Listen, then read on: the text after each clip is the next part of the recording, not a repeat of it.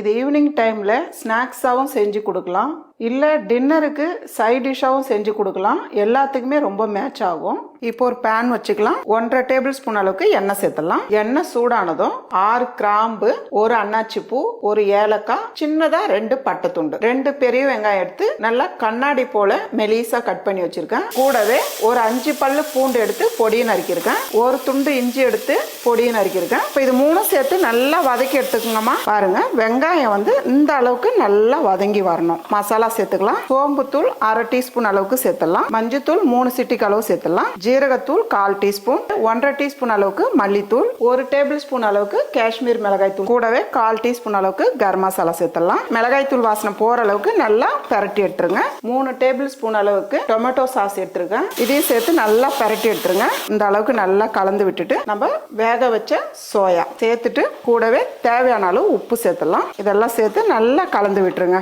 இந்த அளவுக்கு நல்லா மசாலா பிடிக்கிற அளவுக்கு நல்லா கலந்து விட்டுருங்க. ஒரு 1/2 கைப்பிடி அளவுக்கு தண்ணி எடுத்து இப்படி தெளிச்சு விட்டுருங்க. நல்லா ஃப்ரை பண்ணிடுங்க.